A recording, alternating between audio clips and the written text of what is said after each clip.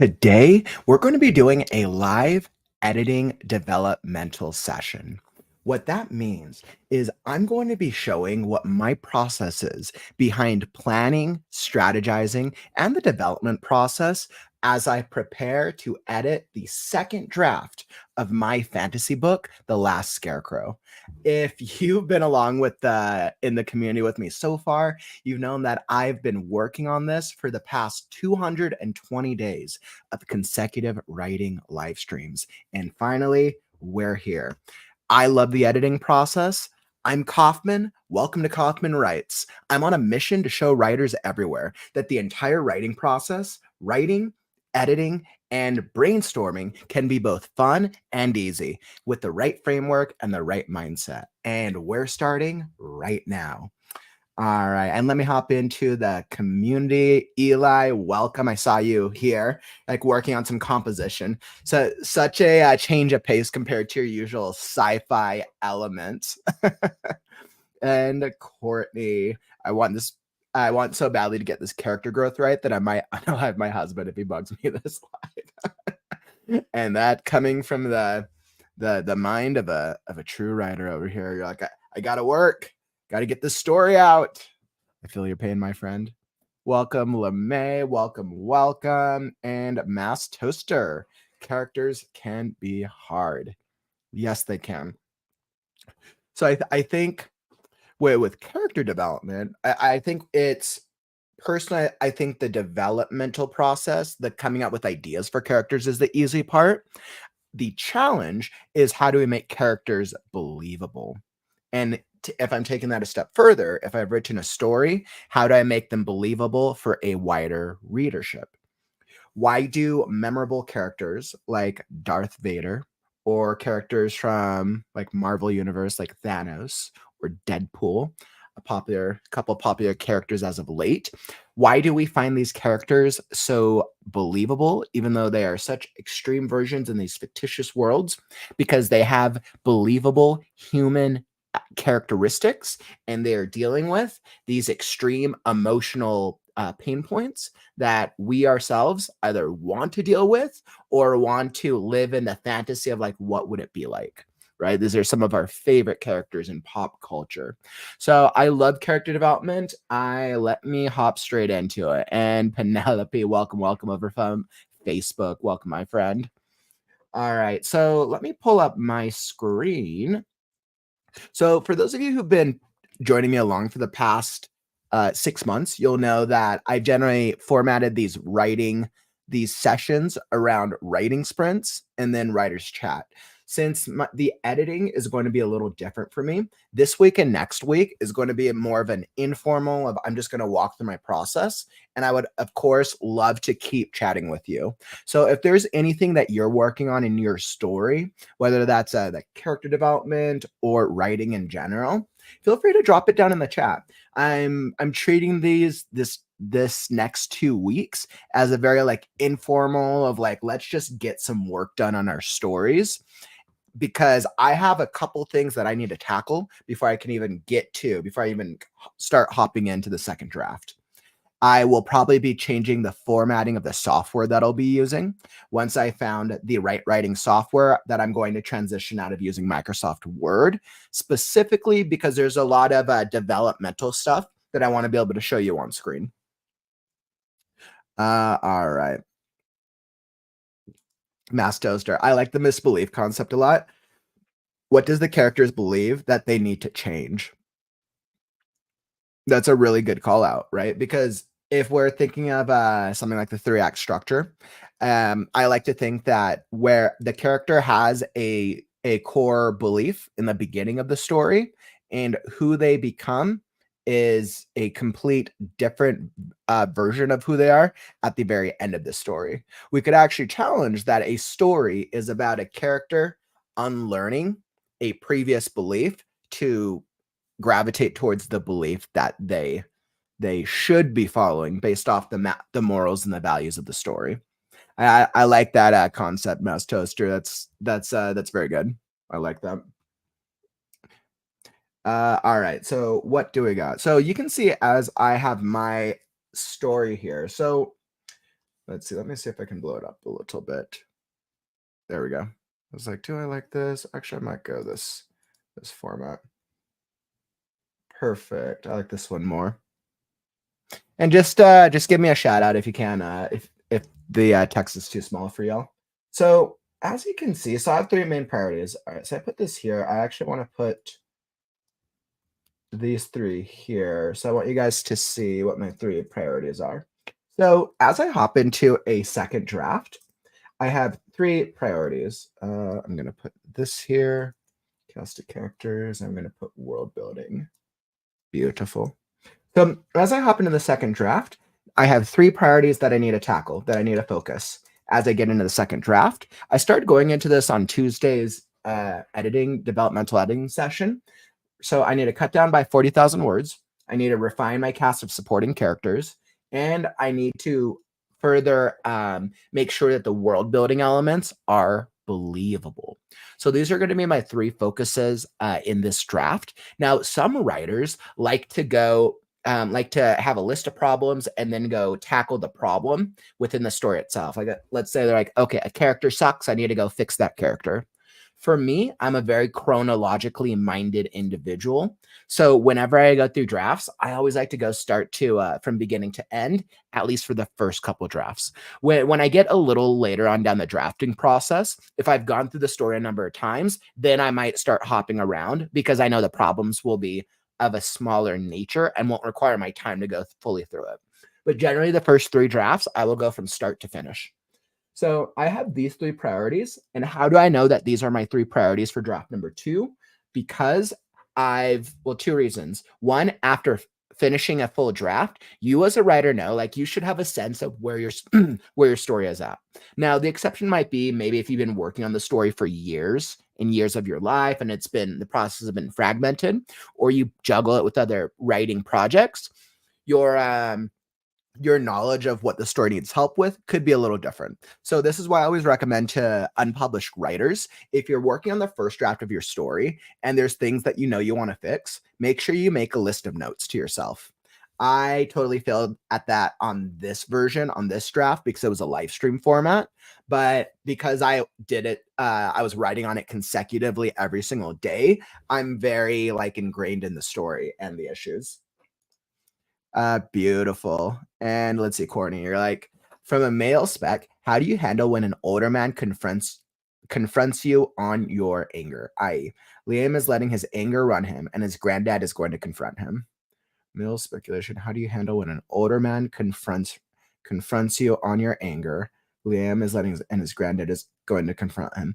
So that's a great question. So I would be kind of curious to know how old Liam is, because the way that a male could potentially respond to anger, and of course we're going to generalize a little bit, but the way a male would respond to anger would be vastly different from like a teenager compared to maybe a male in their late 20s. Hey, what's up, Desla? Welcome, my friend. So you're saying early 30s. Okay. So they have experience and some maturity under their belt. So, okay. So I would say that from the male perspective, Liam, without knowing anything about the character, he's probably going to be more upset from a physical perspective. Males tend to take out their anger, and this is just a statistic. Males tend to take out their anger through more physicality, frustration. Um, Males tend to be more external with their anger. Females tend to be more internal as an average. So Liam, you could do something like maybe he is like throwing something against the wall, or maybe he's like crushing things based on what his personality and the character development is for this. You could I would find a way to externalize the anger for Liam. And then for the grandfather, the way he would respond to that, of course, he's probably much, much older. My guess would be at least above 60s. And he probably should have an awareness of himself, right? And I imagine that, assuming that he's a morally good character and that he knows about himself, that his solution would probably be to work through the anger, talk through it, depending on, I mean, it's his grandfather, so he probably knows Liam, so he probably has a better understanding of maybe certain things to say. What are the things to say to first off, maybe to calm him down, and then to talk through it. The elderly will tend to give advice because they know what it was like. Because if you've lived long enough, you have experienced all those different ranges of emotions. So he would have better insight, and he would probably try to give some type of like insight based on his experience.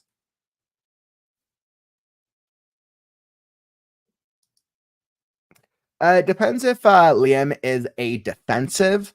If is Liam the type of person where he's going to be is he well, clearly he just wrecked the living room, so he's probably more of an aggressive individual.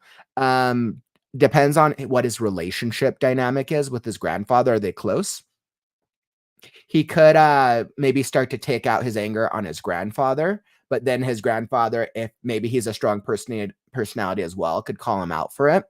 Since they're family, they're probably not afraid to call each other out for their bullshit. Um, Yeah, or Liam could if he just took out his anger on a living room, Liam then could call out his grandfather for something that his grandfather's done, and then his grandfather treating him like a child, right? I think that would be the way to treat it. I would revert back to like a parent-child, dynamic. Yep. Okay. So yeah, in that situation, let's see, he just wrecked the living room. I mean, how would Liam react to granddad confronting him? Close family, angry is because sister died 8 years ago. Okay.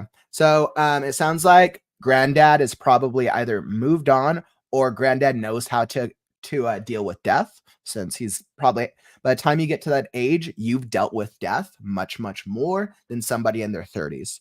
So I would think that granddad is probably if it's been 8 years, if this is a consistent thing that Liam, consistently is taking out his anger on things or having a hard time moving past his sister, this would actually be a great, this would be a great, moment, a great bonding moment between the 2 of them. I would have the granddad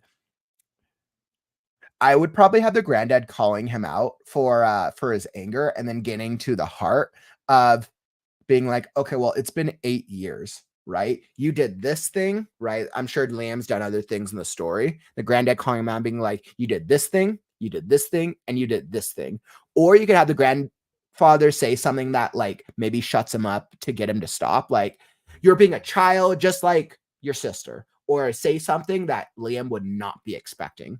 Maybe have the granddad treat him like a child, and that would disrupt his anger. um, and then you could either have him, if he's an aggressive personality type, he might try to respond first, or if he's a defensive, he might go inward and just absorb and listen.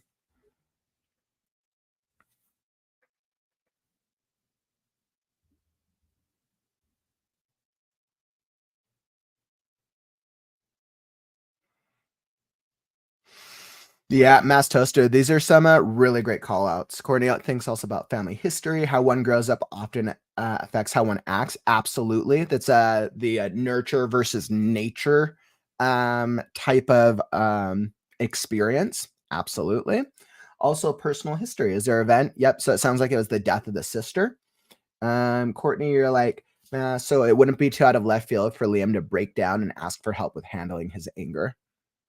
No, not at all. I think if he's hit like a breaking point, and if the grandfather is receptive, I mean, if the grandfather is like a kind old like kind old man, then maybe the grandfather could just like do some like instead of calling him out, maybe the grandfather just like walks in, sees it, and then he starts like cleaning the things up.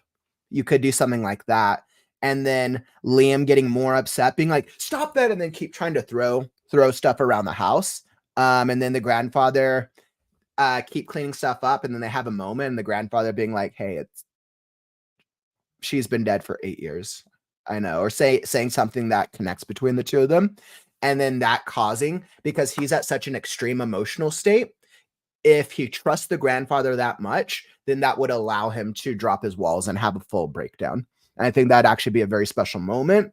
Realistically, he would probably have the breakdown moment first, and then once he's maybe like cried or bawled a little bit, then him and the grandfather would have a very like heart to heart conversation about about anger. It would probably like frame with the grandfather maybe giving more advice first, and then ending leading towards Liam asking for help. That is absolutely right. Age does not equal experience. I have met 50, 60-year olds who act like teenagers, and I have met teenagers who act like 50, 60-year olds. If Yeah, experience is such a different factor. Somebody who's forced to grow up from a young age is going to have such a different experience and mindset than somebody who's been raised with who's always been taken care of and has been raised in a very functional family dynamic their entire life. Absolutely agree with that, Mass Toaster. Good call out.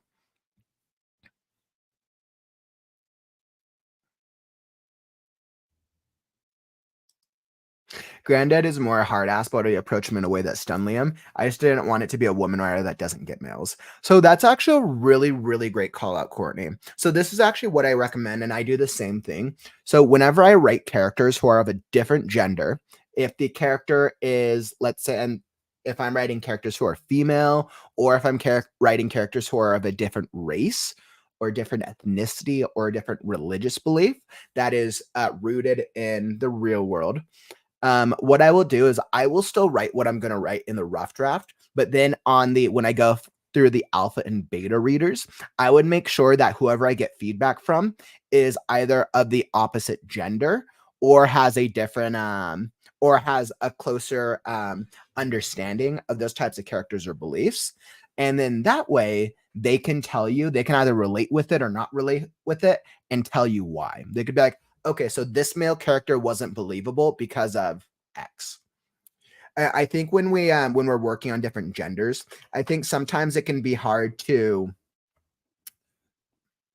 it can be hard to really make a male or make a female feel like their own gender because we're continuing to live in a world where gender stereotypes are continuing to be just continuing to evolve and adapt, right? So I think we're moving into a world where we have more where there's more males who have a lot more female aspects, and then females have a lot more masculine aspects.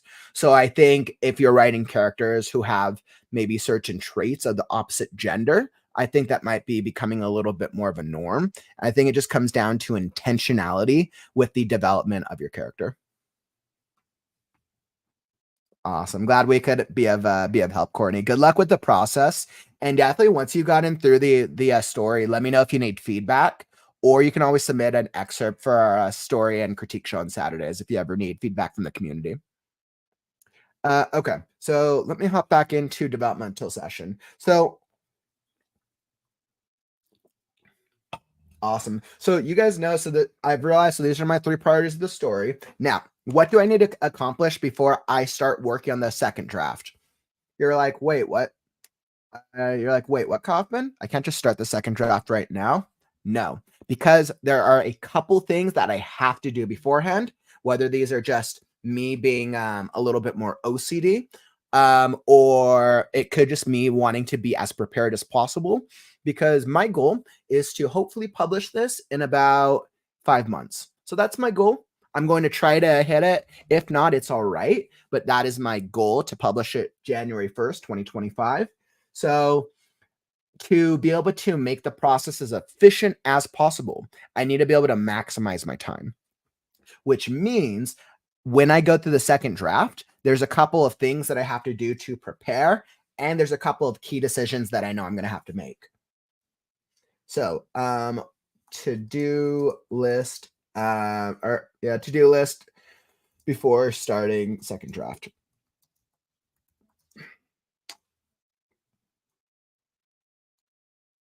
Actually, I don't know if I really. Okay. We're gonna underline that. Okay. So my second draft to-do list. Okay.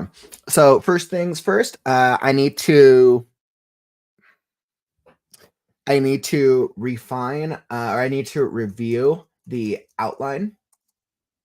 I need to review story outline. Yeah, I just need to review the story outline. I had adjusted it throughout, but I want to make sure that the outline now matches the where I was at in the previous story. The reason I need to review my story outline is because I will be relying on this more heavily as I'm taking notes, as I'm working through the draft. Before, the outline was a guide as I was developing the core story. Now I'm going to be relying a little more heavily on the outline as I'm going through the manuscript. I like to rely on my outline for notes for myself personally. Okay, so I need to review the story outline. I need to make sure that it's actually accurate. Is it accurate? Perfect. And now what else do I need to do? So I need to refine my cast of supporting characters and I need to do some world building. So for me to be able to do these things, I need to make sure that I am clear. Let's see. So first human stretch, skunk otter.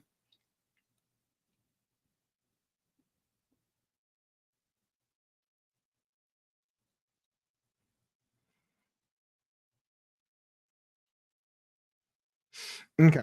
So I need to go through my cast of characters.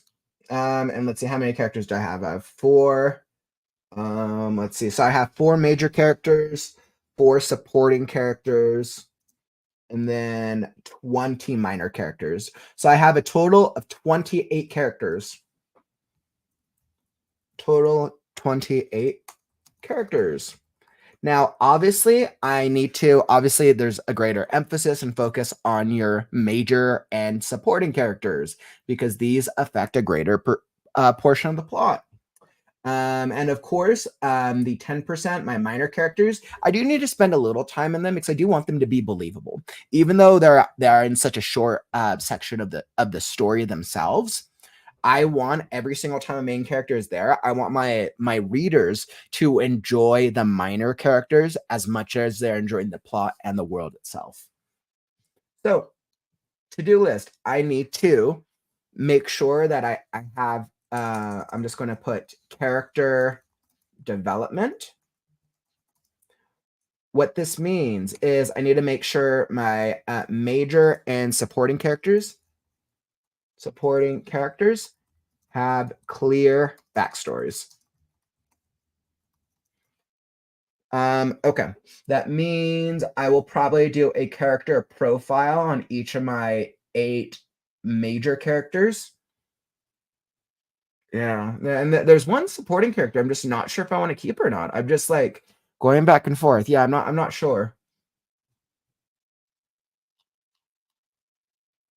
So I need to do major and supporting characters have clear backstories. Minor characters need to have a single defining trait that makes them stand out. Yeah, I will just put a single defining trait. Have a clear need minor characters have a clear single defining trait. Okay, so I need to review my story outline. I need to for my character development, and then for world building. Okay, so let's see.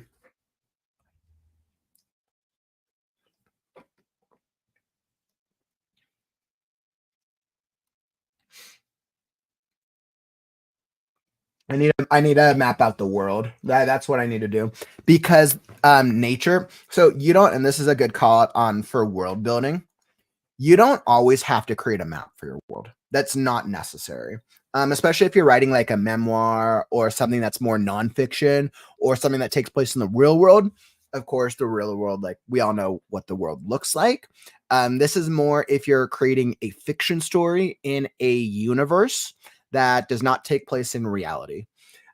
You don't always have to create a map for the world. That is not always a necessity. For me, I need to create a map for this universe because nature and the elements and the landscape play an important story that affects the plot, the characters, and the world itself, obviously.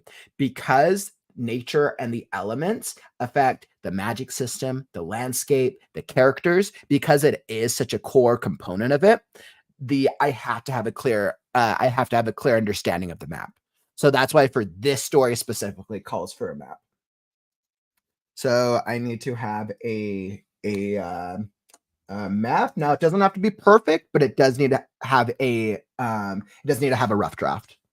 And let's see. So like it is nice though. Completely agree, right? If you want to do a map, all means do a map. But I'm just saying that it's not always a necessity. And I think it's also continued on the story. If you have a story where your characters are in the same location, like a Harry Potter type story where they're basically in the same school the entire time, it might not be necessary, but it's always helpful. It's always something fun to have. 100%. Okay, so I need to have a map of world. Doesn't have to be perfect, but it does need to at least be a rough draft. I will probably search online for some type of map development tool. In all honesty, um,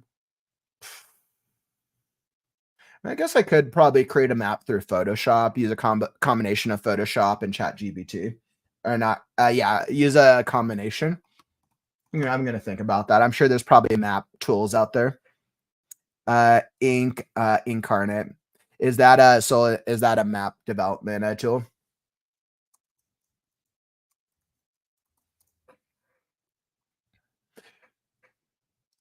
Yeah, I'll show it online. Let's see, Incarnate.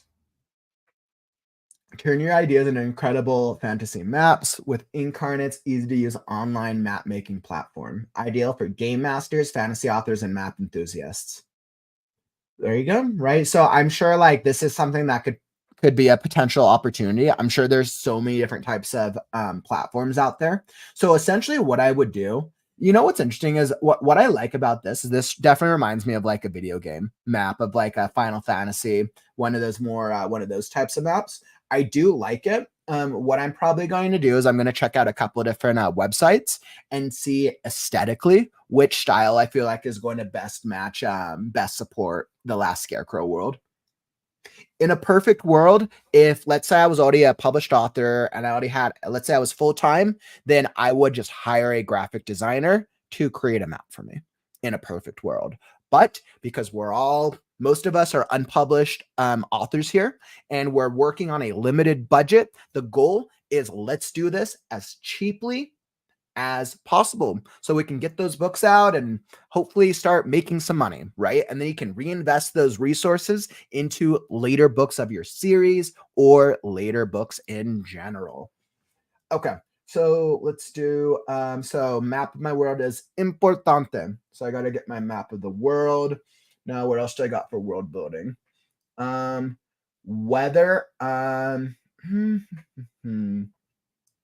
So I know I need to focus on the landscape. That will come through the maps. The weather, define different types. So I actually want to do so once again, the weather for my story is very important. So as such, weather, what do I need to do? I need to do like a description. I probably need to make a list, weather, list of different types of weather elements, weather, list of different types of weather conditions. Those of you who've been joining me for the past 6 months and who've seen different parts of Last Scarecrow, there's times where it's sunny as heck in the sky and it's raining fire. There's times where it's cloudy and murky and very, very strange things are happening. The weather plays a very, very critical component in the story of Last Scarecrow because it is also tied in to the fundamental nature of the way magic itself works. So speaking of magic, so weather, magic. So I need to have a very clear understanding of the magic system. So magic system. Now, I've actually done a developmental deep dive into developing a magic system. If you need to develop a magic system and you haven't already, over on the YouTube channel, I actually did a video a couple months back about how to create a magic system. I came up with a really cool 10-step technique. If you need to create one for your fantasy world or you just need to do a refresh of it, I would highly recommend it. It is how to create a magic system. Let's see, what was the exact video? It was workshop on writing a magic system. It's right on the homepage. You should be able to see it. Definitely worth checking out if you want to refresh on magic systems. So I have a clear understanding of the fundamental nature of my magic system at its core. What I need to do is I need to make sure that it's fleshed out, and the way that the magic system is showcased is through all these different characters. So I've created all of these different abilities. I have about, what's that? Um, I want to say I have about 1, 2, 3, 4, 5, 6, 7, 8, 9, 10, 11. So I have about 11 or so different types of abilities in the world. But the core of the system is it's called the system of essences, or it might just be the system of essence. Yeah, it might just the system of essences, the essence system. I'm gonna play around with the name, but essentially, I need to make sure that it's understandable how it came to be. Now, I actually explore this in the book itself, which I absolutely love, but I need to make sure that it makes sense why how each of these abilities are a direct or an indirect result of this elemental system of magic. It when I was developing it about halfway through the story, I came up with a clear understanding of how the elemental essence system works. Now, recently I had an idea for making it a little clearer for why different animals have different types of magic. And even though I'm displaying different types of magic, let's see just like a couple of them, right? So I have detached limb manipulation, totem based abilities, memory abilities. Control of the essences is a little more, I need to clarify that.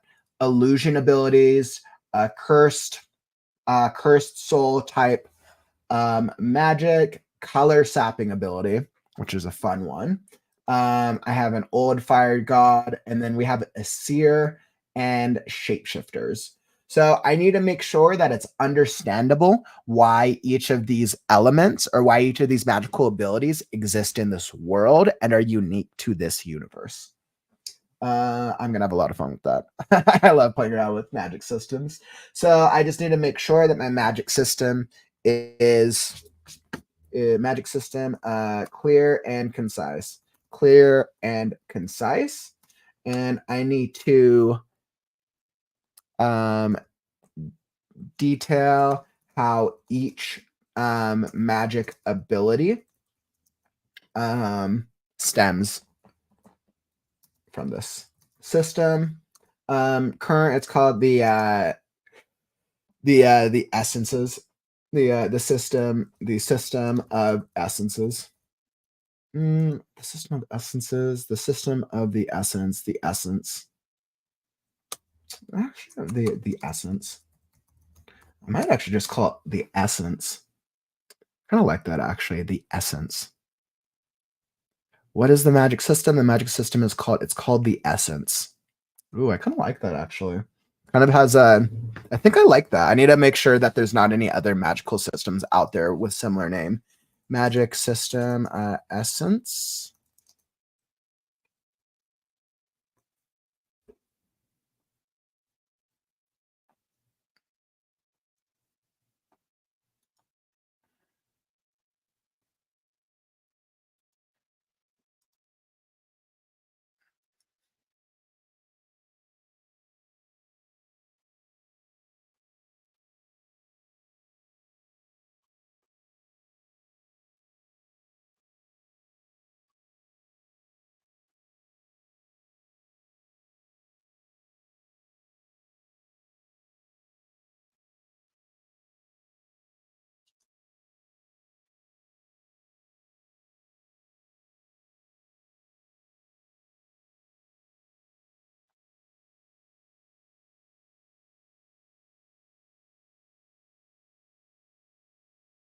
Interesting. So I'm just kind of doing some research on my end, and I was just kind of looking at if there's been any uses of magical systems in terms of essences.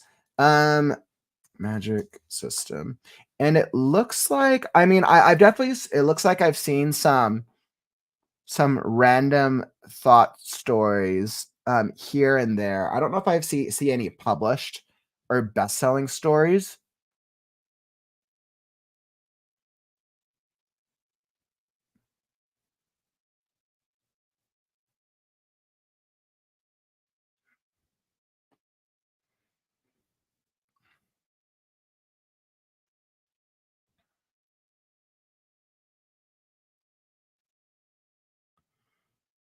Interesting. There's a really interesting there's a very interesting little Reddit. So I'm gonna have to do a deep dive when I'm probably not on the live stream.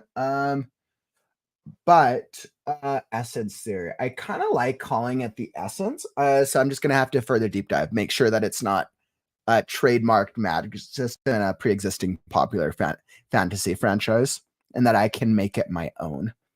Okay, let's see. LeMay, you're saying, how do I make the reader care about the death of a character in the first? How do I make the reader care about the death of a character in the first character? My story is a mystery, but the victim is a close friend to the deterreg- deterragonist. Ooh, what's a deterragonist? Deterragonist. The person second in importance to the protagonist. Nice. So the victim's close friend. How do I make the reader care about the death of a character in the first chapter? Gotcha, gotcha. Okay, that makes more sense. How do I make the reader care about the death of a character in the first chapter? Interesting. Let's see. So if I was going to kill a character off in the first chapter,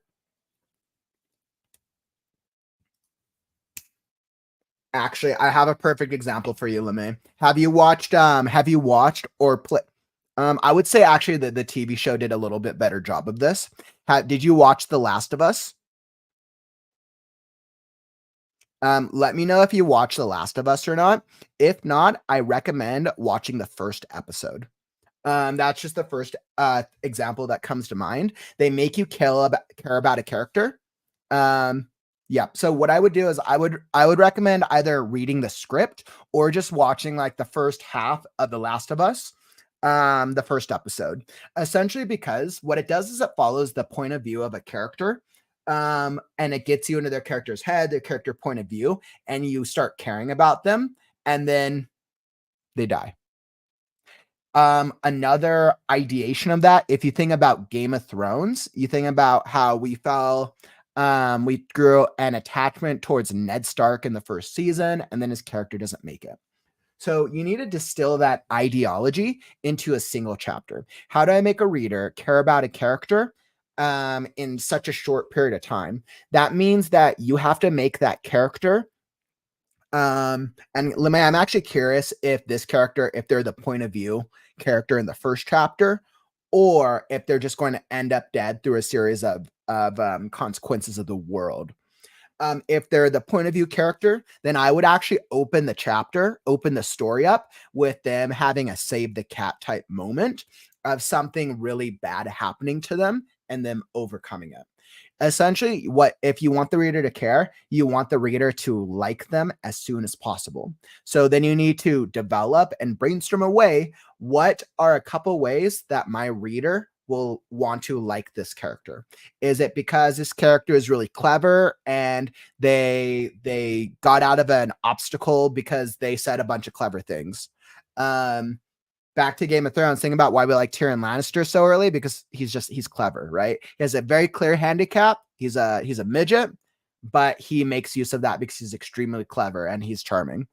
Um, yeah, that's what I would say. Give them a very clear obstacle in the beginning that they overcome immediately at the beginning of the first chapter. You could even have them be like, you could even have it start in the middle of the action, because that would also pull the reader in for a really good hook, right? So like, let me give an example. If I had a character, let's see. If I was writing a character about a I'm like my head is all about like all these animal characters right now. If I was going to write a little short story about, let's say, the rabbit character, who's right now is insane, but let's say I was going to write early on, the beginning, a story of him, the rabbit character. He's in love with his significant other, have a very happy family, and his you could go the easy route of that his entire family is killed off. You actually see this in action movies all the time. This is a very predominant thing in action movies, where entire this is for action revenge type movies, where the family is killed off in the first scene, and then the whole movie is how the main character becomes this like vigilante and takes out revenge and justice. But yeah, my rabbit example, I would have my rabbit be I would have him have a very happy family, and I'd have him be in the middle of putting out fires and whatever his home residence is. Like they're in the middle of a fire, and for you to lead up, being like, okay, it just happened. It happened on accident. I would lead the reader to believe that it happened accidentally, only like maybe halfway for the chapter through them to realize that it was like an intentional attack by like maybe some fire god. And it specifically happened because of this main rabbit character. The rabbit character is scarred, they're disfigured, maybe. I would explore that in the first chapter, and you would think, okay, this rabbit character is going to make it. And then at the end, the fire god actually kills them off, and we're like, oh shit, we thought the rabbit character was going to be awesome. But the story is actually following the fire god, right? And then that's how I would be subverting expectations. That's how I would go about something like that. So, Lemay, I hope that helps. It really just comes down to, in theory, how do you make the character likable? What is the specific thing you want your readership to like about that character? Because once they're likable, then when you kill them off, it becomes unexpected. Yeah, that's how I would tackle that. I hope that was able to help, Lemay. Let me know if that helped or not. You can always give more specific examples if we want to dive deeper. See, corny. Like I made them remember how they died and their last conversation before the accident. Yeah, that's a really good one, right? Especially like when really intense things happen, a lot of times we block things out, right? So then remembering in those moments of like remembering the death, and especially last conversations are very powerful. And that, I mean, that happens in real life too. When we lose somebody, we think of the last moments with that person, but more so we tend to think of the last emotional moments with that person, with that individual. So I think that was a really good call, Courtney. Thank you. Excellent. Glad we could help. Okay. So where was I? So after review my story outline, character development, I needed some backstories and some traits. I need to map the world, weather, and magic system. Okay. And I think those are each of the things that I'm going to have. I think those are all the major things that I need to do before I dive into. Um, Yeah, before I dive into the second draft itself. Now, there's another thing that I know I have to be aware of. I need to focus on descriptions for the different types of animals, but I'm going to actually be focusing on that description and better understanding different animals as I go throughout the draft. So that's something I'm going to be doing in the middle of it. Hey, what's up, Bethany? Welcome, welcome. Glad to have you back, my friend. Welcome to the stream. I'm actually just doing a live editing session. I finished my story Last Scarecrow this past weekend. So I'm doing the planning for the second draft of it. But it's really good to have you back.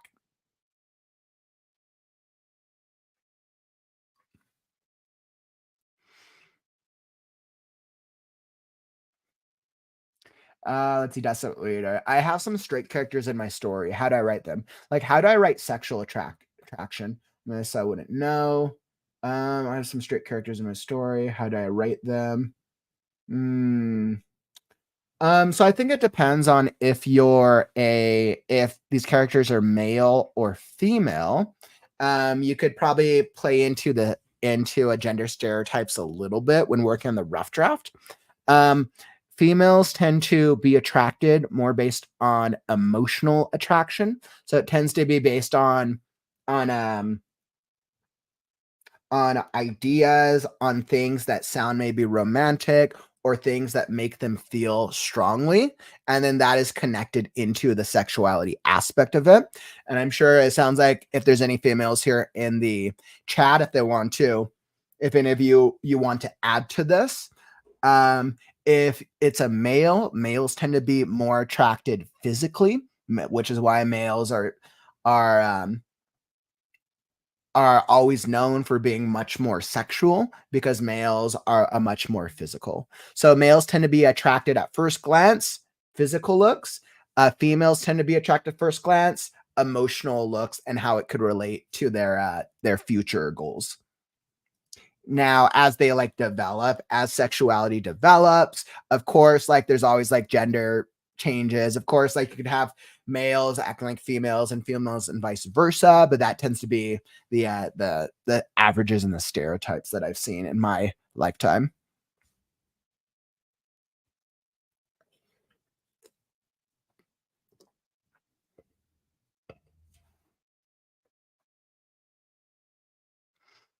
Mm. You're saying Debbie didn't get to us about like some other place, some more flooding issues. Yeah, there's been some fires in my area, Bethany. Hopefully, you and your family are just staying safe and not and hopefully the weather doesn't get worse for you guys. But it's cool that you're getting to uh pull out your writing, which is absolutely incredible. Planning a mountain trip for some kids at my aunt's church. It's awesome when you're able to kind of like get back into your writing, especially when you've been so busy.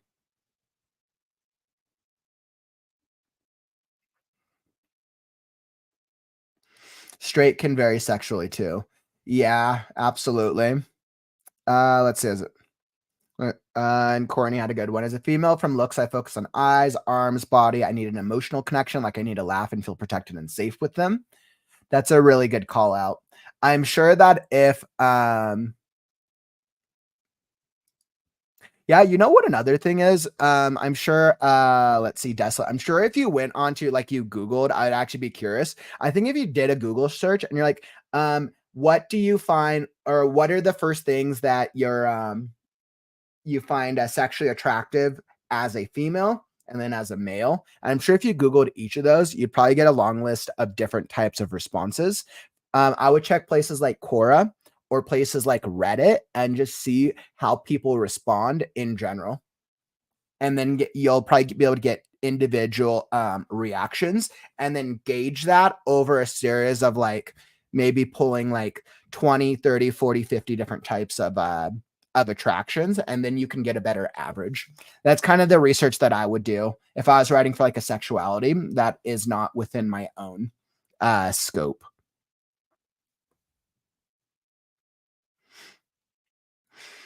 So like, how do you write a character well that has a different personality than yourself and the other characters? Something that could even make the writer uncomfortable. Fun, fun. So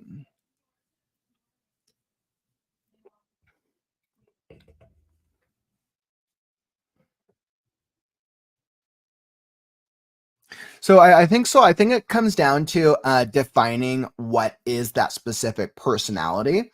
Um, so let's see. Because when it's a different personality from yourself, then you're going to have to end up doing a little more research for that personality. Let's see. So, for example, let me think of a personality who might be different from myself. Um, Let's see. So maybe like a very aggressive personality type. Like I've always been very empathetic and understanding and emotionally aware of others. So I would try to think of like, okay, if I was writing an aggressive type personality who's different from myself, I cannot relate with an aggressive type, masculine, very high masculine, high dominant, domineering alpha energy. If that's not a type that I could relate with, then what are the traits that I want to make stand out about this individual. Now, obviously, I can refer to all of like the media I've seen in my life. I would list out the traits of like, okay, actually, let me pull back even further. How do I want my reader to connect with this character, right? And I want this character to be an aggressive personality type. Okay. Do I want this my reader to like, hate, feel neutral? How do I want them to feel about this character? Okay, I want my character to like this character, even though maybe he's going to be an aggressive asshole. Okay, so what I would do is I will list out some personality traits of reasons that my people would maybe like the character. Then I would also balance those out with clear weaknesses, things that would make it difficult for that character to be successful. I would also pull from characters that I've seen in media franchises that I know have worked for that personality type. So if there was not like a TV show, a movie, or a book where I can think of a character type, I would go Google. Okay, what are 10 different types of aggressive person of uh, 10 different personality types of aggressive male personality types from pop culture in the past 10 years. Then I would look into each of those types, understand why people like them, and then apply. I wouldn't copy exactly from them, but I would take the ideas behind them. Okay, maybe there's a reason people like this character. For me, if I was writing an aggressive personality type, a TV show that I enjoyed the past couple years was Cobra Kai. I would think of one of the main character from it. I forgot his name already, but I would take that character because he's kind of an aggressive asshole, but his character goes through an underdog journey. And then I'd be like, okay, well, that's kind of one character personality type that I like. Maybe I could take that character as a base reference. And I would understand, like, okay, what are some different reasons that I like him? Okay, he does this type of thing. He does this type of thing. He does this type of thing. Okay, could I have my character do something that's maybe similar in nature or scope? I can then apply that to my own character. And then that allows me to try different things. And then whether or not it works, I will be shown that when I get feedback from alpha beta readers or editors. So I hope that answered both of your questions. I hope that that helped you out a little bit. So great question, both of you. Eyes tell me a lot about a guy. Absolutely. I know eyes is very important. I agree with that. Awesome. Glad we were able to help Desolate. Well, Bethany, you know we're here all day, every day. Let's see. As of today is episode what 221 days of consecutive writing live streams and going strong. Let's see. So I have multiple personality, juggling with 7 supporting characters and the main characters, and even one. My character is a multiplier based off his emotions, which creates multi personalities. Oh, that's actually really cool. Yeah, as I was just going through like my outline, I have about 28 characters. I have 28 characters in my story. 28 characters. Whether or not that's too little, too much, like that just is what the story called for. I question I'm gonna try to keep all the scenes because I think a lot of the scenes that they go through are relevant to the character journey. Um, if I cannot cut 40K down with still keeping all of these scenes, then I'll cut one of the scenes and probably save it for a later draft. But we'll see how it works out. Yeah, like I also, Beth, you said I also help my brother create pages for each character to know his character more, who they are, what they look like, their interests, etc. Yeah, that's a really great call out. And so, like another great one is like do character profiles. Do a character profile for all your characters. I'm going to do a character profile for my major characters. Absolutely. Well, actually, I already have one for Scarecrow. I already have a profile for Scarecrow. I'm going to do profiles for Pebble, Crow, and Gore. I'll probably do profiles for the supporting characters as well. Yeah, I'm going to do it for my main 8. And then the minor characters isn't going to be a profile. It'll be more like a little brief blurb. Because I don't need to waste time doing a profile for every single character, just the characters that are affecting major characters, affecting over 50% of the plot. Supporting characters affecting at least over 25% of the plot. My minor characters generate around 10% or less. So because they have such little time, I don't need to do a full deep dive for all these.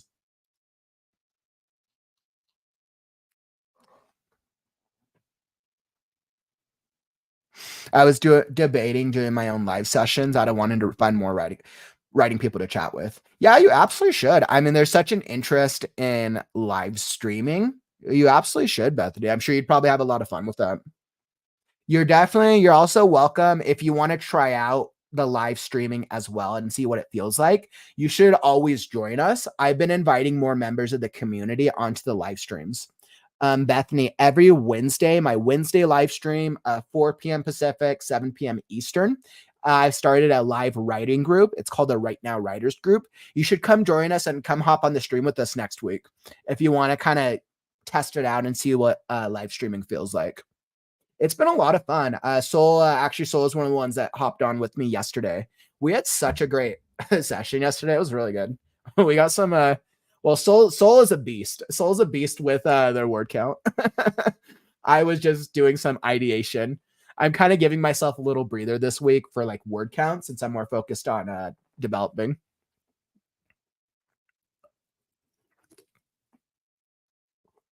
Let's see, Bethany. So this is another good question. Can you make that second draft outline available in screenshot on your channel page for those who reach that point for references?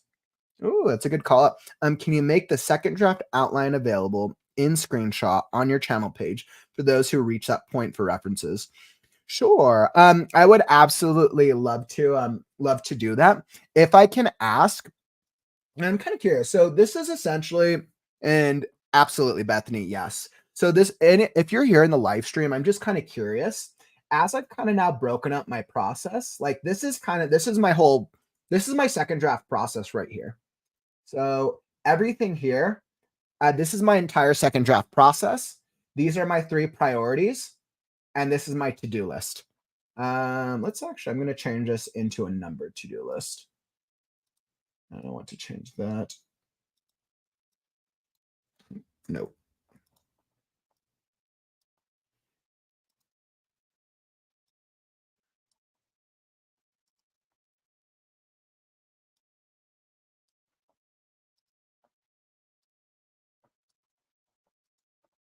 Okay, so I wanted to make sure that was formatted. Oh, word.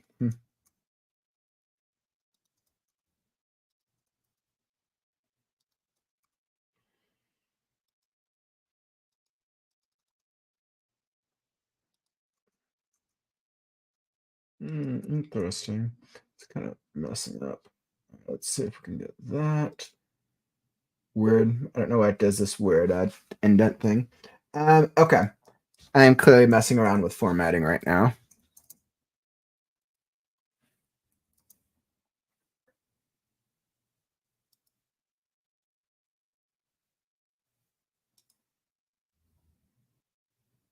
Hmm.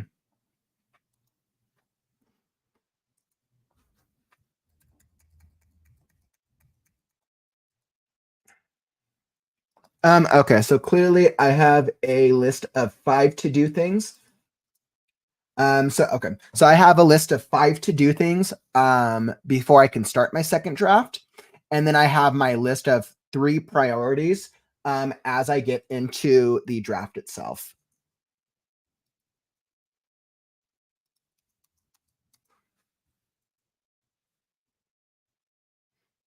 Perfect. So I think actually let me go so I can get this on the same page.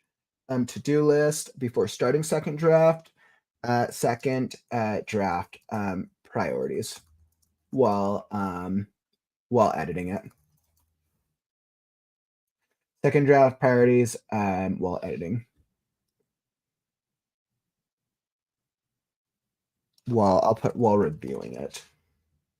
So I know I'm kind of like half like talking to myself right now. So as I'm kind of looking at this, so this should kind of give you an idea. And like this at heart, this is my second draft process. This is everything I have to do before. This is everything I have to do during it. I started off with coming out with my priorities for it, because my priorities for the second draft defined what my process was for before it and during it. So this is why I start off with the priorities. As I've been kind of going through this, does this help you? If you're here in the live stream process, does this give you any ideas, or does this help give you any insight? I'm kind of curious.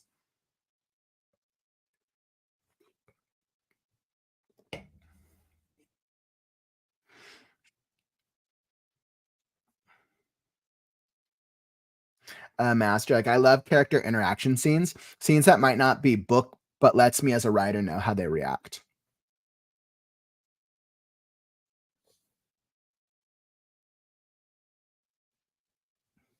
Yeah, and I think that goes into character development. So that way, like whether or not they actually are in the book itself, I think it helps you better understand how do your characters interact with different characters, different elements, or things that might happen in the book itself.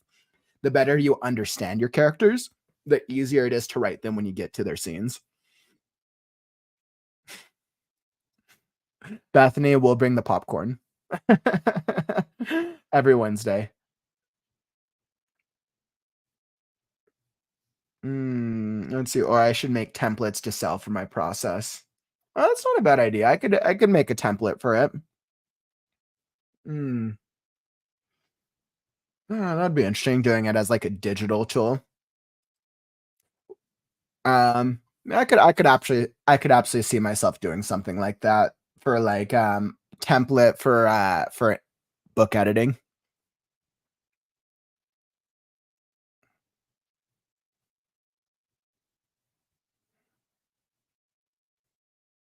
So you're like, this is very overwhelming for me, but I can definitely see how this would help someone else. Yeah, so I could see that because there's a lot to do. It creates a lot of priorities. Um, and I think from a planning and strategy perspective, I think it's important to plan out all the things that you need to do, but then to make it easy, the reason I make it a numbered list is because then I can focus on one thing at a time. And then the way to minimize the feeling of overwhelming is be like, okay, well, how long do I have to do all these things? If I had all these things to do and was like, okay, I have to do this in a week, I would feel overwhelmed. If let's say I was balancing like a 9 to 5 job, I'm like, okay, I'm gonna give myself like a year to do these things, a year to work on the second draft. Suddenly I'm not going to feel overwhelmed because I'm giving myself enough time and I'm clear with my expectations. It literally just comes down to having clear expectations for how long it takes you to go throughout the process. And this is actually a reason that stops a lot of unpublished writers from moving forward, is because they realize that there's all this work to do in the second draft, and then when they get into it, they start subconsciously feeling these feelings of being overwhelmed because there is a lot to do. And I understand that because I myself have reached those same feelings and same sentiments in previous drafts, in previous stories that I've developed. And once again, it just comes down to having clear expectations within yourself and being realistic with your time. The moment you start feeling overwhelmed, then when you go back to try to write, you'll choose to go watch TV instead or go do something else. That happens to a lot of newer and unpublished writers.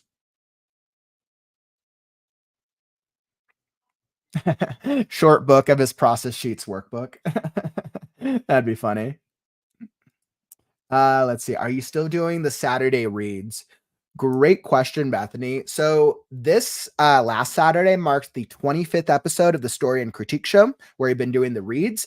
This is actually the first Saturday, this coming Saturday, the 10th, where we're going to be taking a break from the critique show. Um, we're going to be doing a special episode called the Blurb and Pitch Fest, where we're going to be focusing on book blurbs and pitches for scripts. So if you want, like, let's say you have a blurb for your book that you've developed and you need help with, or you need help with writing a blurb for your book, you should come join us on Saturday. That's going to be our Saturday stream due to popular demand by the community. And I was like, I should 100% have the link ready when I talk about these things. Okay, let me pull up the link. Perfect. Yep. So if you're wanting to, there's the link in the chat right there. But if you're wanting feedback on your blurb, I am slowly dropping it into the chat if it ever loads.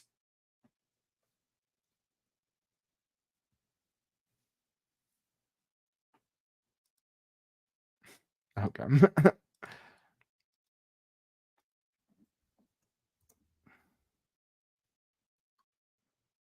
There we go. So I just dropped the form into the chat. That go to that form if you want to sign up for a blurb for Saturday's development session. And then Bethany, if you need feedback on your story, you can always submit it for next weekend's show.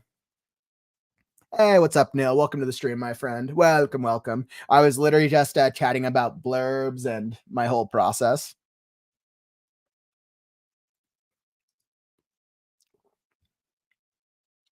Yeah. Thanks, guys. Yeah, for those of you who don't know, I know Bethany submitted their story, the first chapter of their story. I think it's been a couple of months back, and it's a really interesting setup for this fantasy world. It was really cool. Definitely, Bethany gives you time to work on it if you want to submit the next portion of it next weekend.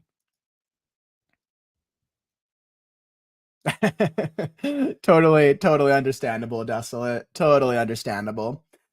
But regardless of the process though, every writer is going to need a blurb, right? Because you're going to have to sell your book eventually. And the blurb is you're going to need that description on the book jacket, or on, if you're doing an ebook, you're going to need it on the Amazon description page. So a book blurb is so important regardless of which stage of the writing development process you're at. And if you have a blurb and you're early on in your story, you can always change it. But the great thing is, whenever anybody asks you about your story, then you already have a pre-canned of like, okay, this is what my story's about. And it builds hype for your story too. It's a great way to hype up your story with friends, family, and anybody that you're telling your story about. And as long as you're clear with expectations of like, hey, you know what? This is what my story's about. I'm still in like I'm like 50% of the way through the story. I probably won't be done with it for another couple of years, but definitely come follow me on socials if you want to know more, or whatever your strategy is. I'm beating myself for not being done. I want it on Amazon for the holidays. Yeah, so I mean, that's always a good challenge, right? And the holidays are about 5 months away, which means that to have it ready for at least Thanksgiving, it would need to be ready in about 3.5 months.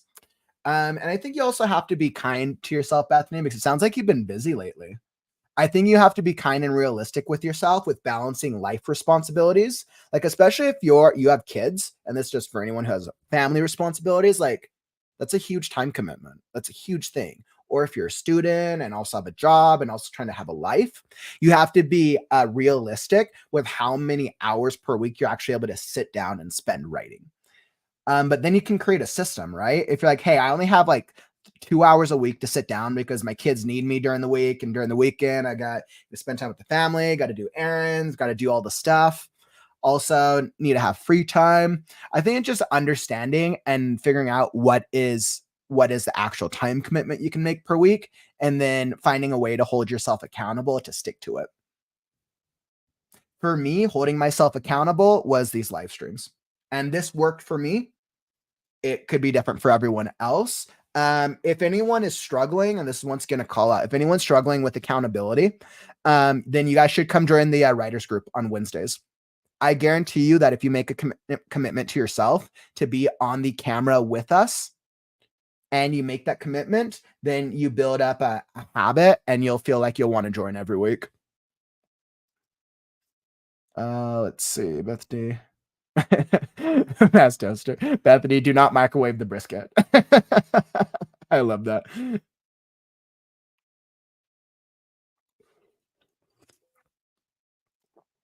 Courtney, I'm a pencil too, and seeing templates helps me see where it's going. Not that I use a process. It helps to look though sometimes. Yeah, actually, Courtney, by the way, I actually did create a tool already. I'm giving it out for free. Let's see, I should probably go pull up where is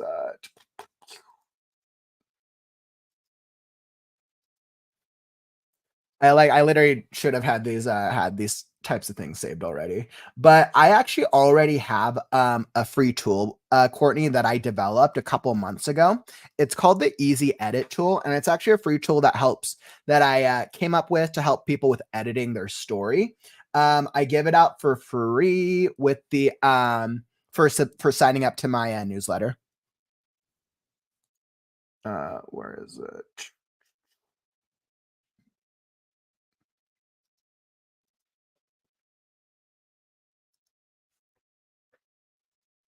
There we go. So yeah, so if you're wanting access to the Easy Edit tool, there's the link to sign up to the newsletter, and then you'll get access to it. And it's literally a free. It's like a 15-page document that gives you, or it's a 15-page PDF that just gives you like a couple strategies that I use when editing, when I go through the editing process. So definitely recommend signing up for it if you're wanting access to that tool.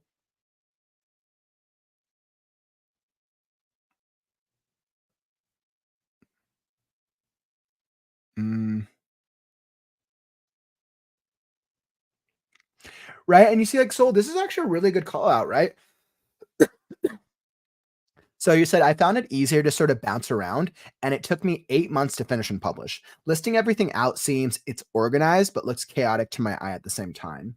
So I absolutely love that. The great thing with our processes is every single writer has their own strategy.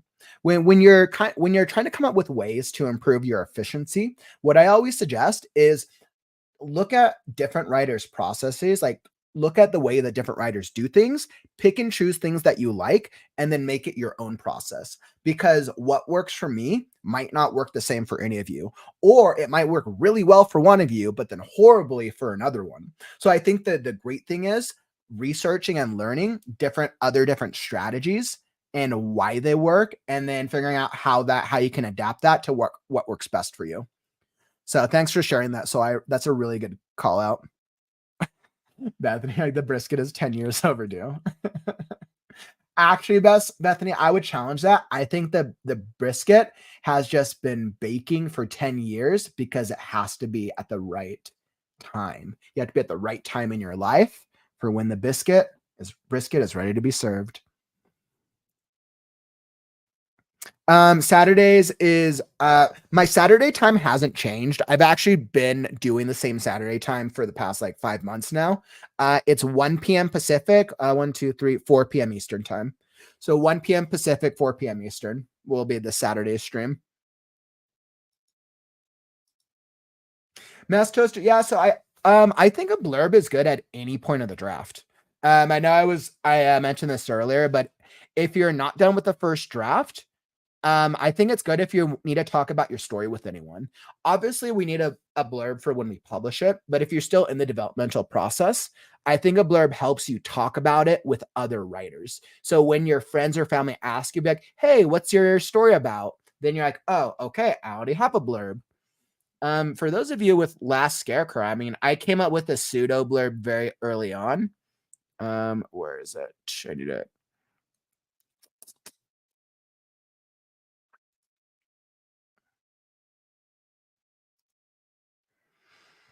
Scarecrow. Okay, so I'm gonna pull up my synopsis. So those of you who've like been with me for the past 6 months, you've seen this thing on the side of the screen. But this was a very short blurb. This was a little bit more of a summary than it was a blurb. Actually, not summary, more of like a hook. I would call this a one-liner. What is The Last Scarecrow about? A post-apocalyptic fairy tale about a scarecrow come to life, who journeys across a land riddled with animals, creatures, and beasts that are fading away into nothingness at the hands of the first demon. A little bit of a blurb. I think this works as kind of a one-liner. If I was going to put this on a book jacket, I would expand it just a little bit, probably add about 2 or 3 more sentences. What we're going to also be doing on Saturday, we're going to look at some blurbs from best-selling novels and see why are they effective. Clearly, they work to pull in a large number of people, and whether that is a blurb on a book jacket or a blurb on the Amazon homepage or the Barnes and Noble homepage, wherever the best-selling books are listed. Most likely on all of them, but yeah. So that's just what I did for mine. No more epilogue there. Okay, let's see. But great, great question, Mast.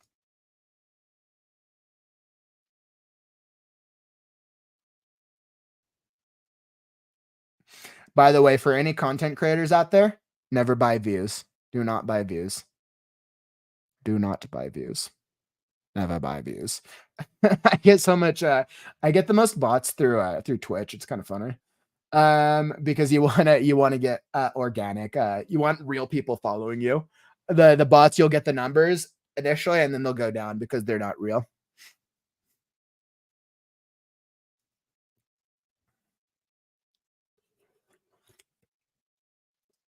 And I think this is so important. I think understanding what your priorities and your goals as a writer are going to help you lead the best writing lifestyle possible. I think by recognizing that you love fan fiction, you're a fanfic writer, and that you love your niche, I think that's very powerful because then you'll have clear expectations within yourself of where you want your stories to go and who your stories are for. I think that is absolutely phenomenal. Every writer has a different goal. Whether your goal is I want to write a book for my friends and family because I love sharing my memories, or whether my goal is I want to write a book and make money because I want to be a best-selling author, or I want to write a book for this community, like a fan fiction community, because I really love this type of writing. Just clarifying your goals is so important as a writer because if you have clear expectations, then it allows you to have create a clear, consistent schedule, and then you won't feel down on yourself when life gets in the way.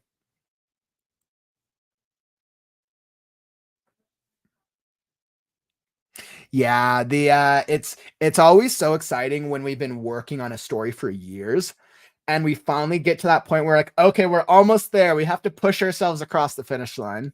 Absolutely. Definitely. Like I feel you. I'm flipping between posting on sites rather than publishing books. And that's another strategy. I know one of our other writers in the community, Penelope, has been submitting stories through Amazon Vela, which is a short story episodic writing. Absolutely a great strategy. What are other popular writing websites? Medium is a popular one. Quora is another one. There's different social websites where you could just work on building up like a portfolio, or you could work on just putting your writing out there. Um, yeah, I know there's other ones that are more writing specific. What Goodreads? I think I need to remember what the other ones are called.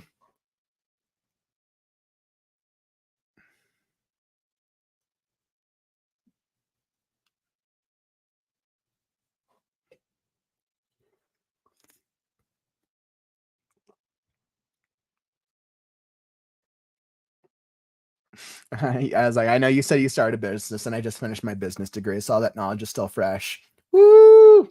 One of the funniest things, my entire time throughout college, my major was creative writing. And I was considering doing a minor for a while. And all the time my mom would be like, all right, as a minor degree, you should do business. And I was like, nah, I will never need a business minor. I'm going to be an artist. I'm going to work in a writer's room, work with the company. And then 10 years later, I look back and I'm like, all right, I should have pursued a business minor. That always cracks me up. Granted, we live in a day and age where you can like learn so much online now, but I just always find that funny. Courtney, you sound like you just like finished since your business degree is fresh, any like pro tips, any like key learnings from your business degree that you'd care to share? I always love learning, and definitely. I mean, I've been in business now what 8 months, so I'd still consider myself a new fresh business owner. Still figuring out the process at times.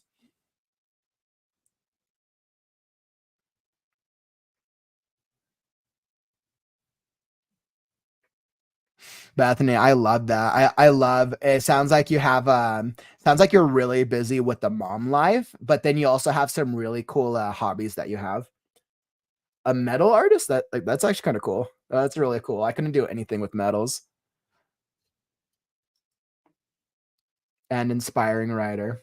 Absolutely love it. You're here with friends, my fellow writer. That's a great call out. Orson Scott Card wrote Ender's Game in high school, and it took him 20 years to finish the book. And Ender's Game is known as like one of like a classic science fiction um series. Wait, how many books? There's only the two in Ender's Game, right? Ender's Game. I'm pretty sure it's what Ender's Game and Ender's Shadow, right?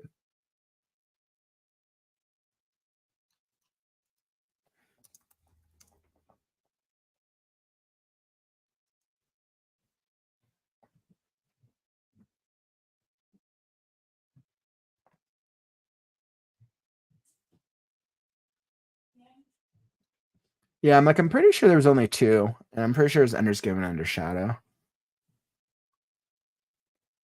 It's been so long since I've read the Ender's universe.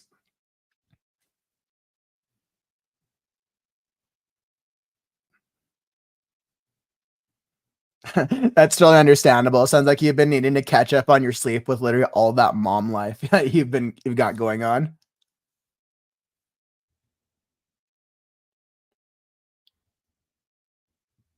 Mm.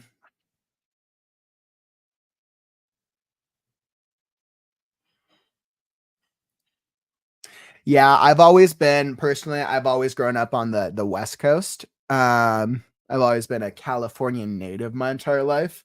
So it's definitely been a different experience now that I'm living over in Idaho for me. I would love to live in the Pacific Northwest though, eventually. My eventual goal as a writer is to be able to have a home base and to do a lot of traveling, being able to meet writers everywhere and do like all the writing conventions. It's my goal to do public speaking eventually when I'm at a point when my business where I'm able to pay for traveling or sponsorships or whatever that process looks like. But I really like meeting people, really like meeting other writers, especially.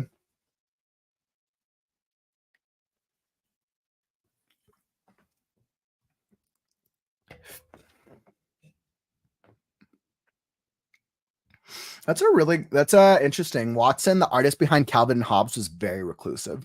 And Calvin and Hobbes is noted for being one of like the most like Calvin and Hobbes was like an OG comic book. It was an OG comic book series. I grew up with Calvin and Hobbes. I'm surprised they haven't come out with the TV series for it yet, actually.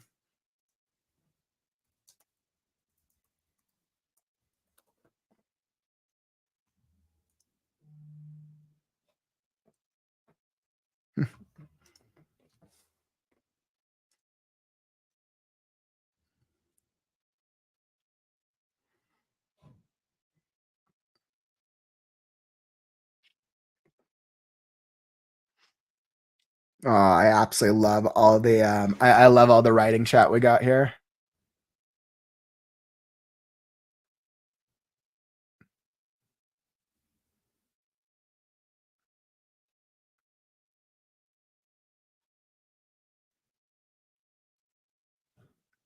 Perfect. Okay. So while that is happening, I am going to continue on with what I was working on. So I need to refine my table of contents. Hmm. Do I keep this up on the screen? Oh, I actually have the screen space. No, I don't need this. So I'm going to go about here. I'm going to hit my first priority, my first goal today, and review the story outline. Um, oh wow. Whew, man. All right, first things first, let's make the entire font change to Georgia. Okay. Wow. Wow, wow, wow. How far it has come.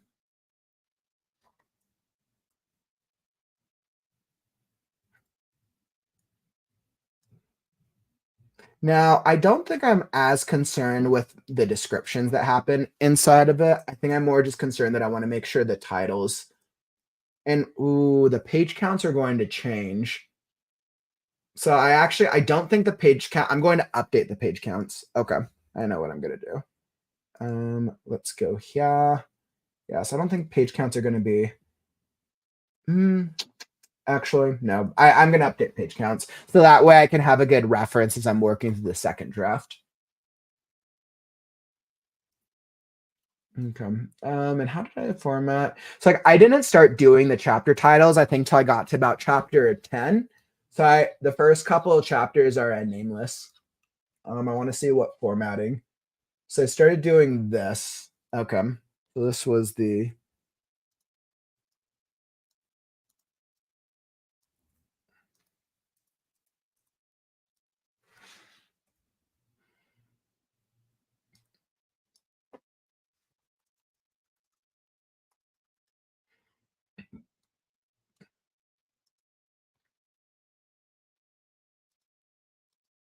okay. And we're going to make this now. This needs to become a title page.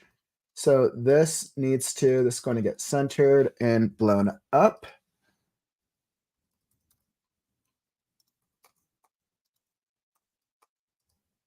Okay, so this is now going to become my title page. Let's blow this up. We'll do that. This can be shorter. Now you'll see like some of these things, like they technically don't need to happen yet, but for me, I kind of like I personally just like having the title page ready. It just gets me excited every single time I look at my novel. That's just a personal thing for me. And now I'm playing around with colors because I am having fun. Do I like green? The last ooh, I think I like that. Brown.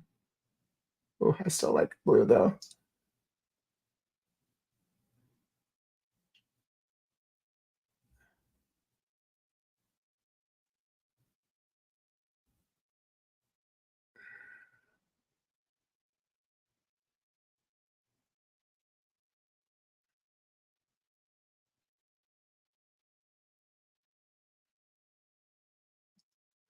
That's what we're going.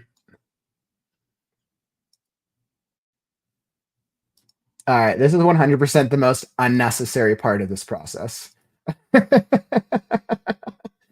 Oh man. Okay.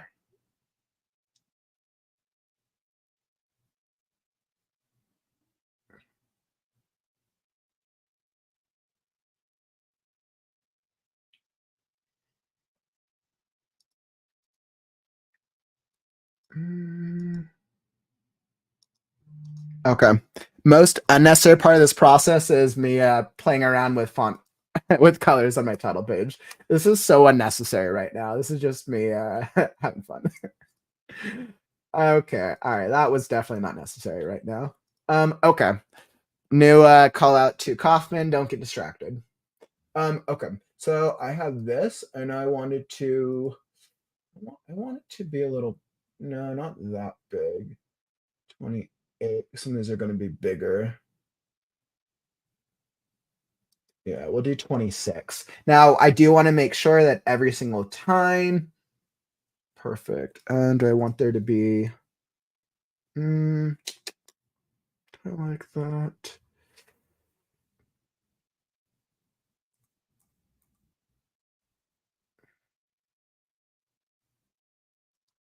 I know what I want. I want there to be the different spacing. The reason I'm doing this is because I'm not going to format this for every single chapter throughout the story.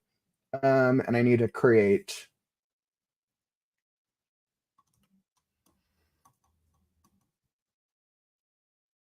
Yeah, no, yeah. Okay, yeah, no, I'm doing this for a reason. Um, spacing.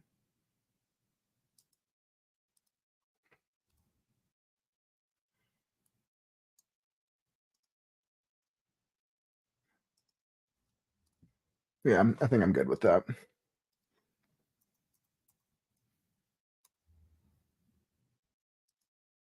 There we go.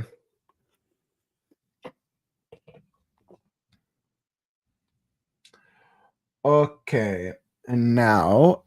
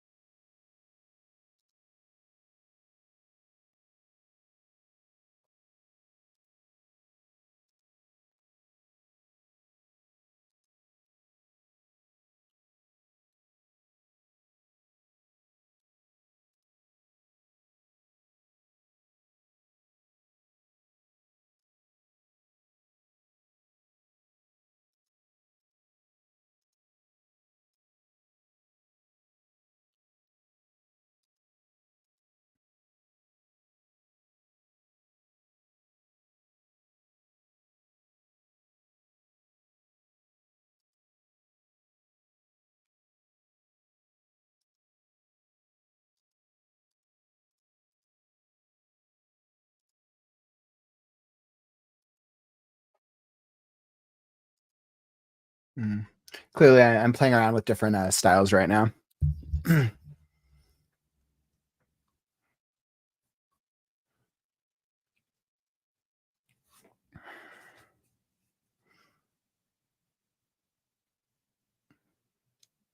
Yeah, so that's actually really cool. That's really exciting that you have that plan for next year.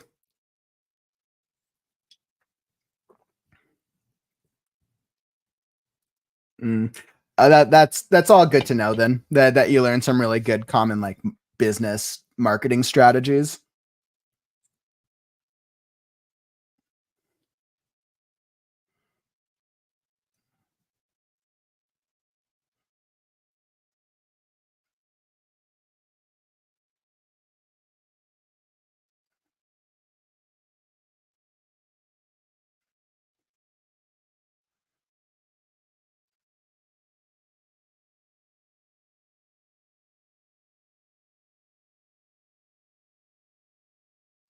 Hey, what's up, Tiara? We're having some very, engaging writing conversations while I'm, messing around with formatting options in my, story.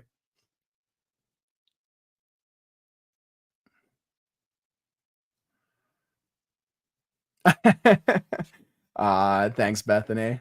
You're like, it reminds me of Eevee and the Nine-Tailed Fox. It does, doesn't it?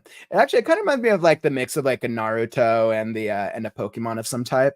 I was like, I felt like it was just a good representation of all the different elements. I was like, okay, maybe this needs to be a character in the story. Now that I think about it, this needs to be one of the characters. I was like, I don't actually have a fox character now that I think about it. I don't actually have a fox. I'm actually surprised of all the animals. I don't. A fox isn't one of the ones I have in it. I feel like the story is probably missing a fox.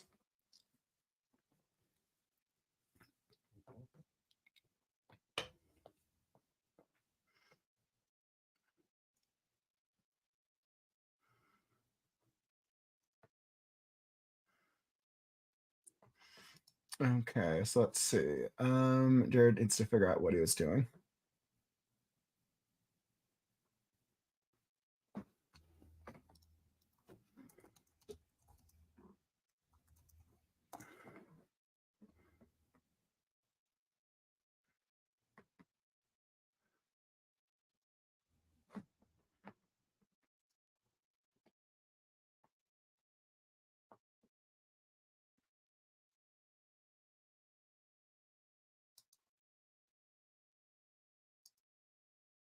Perfect. Okay.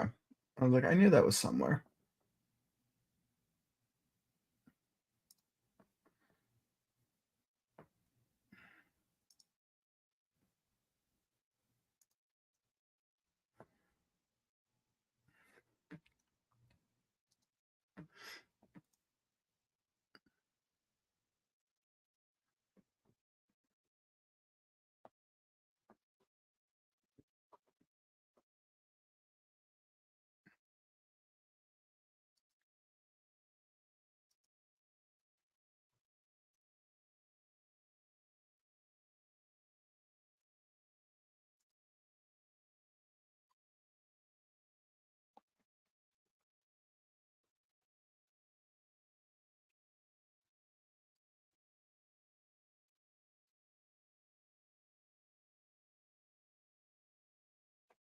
Okay.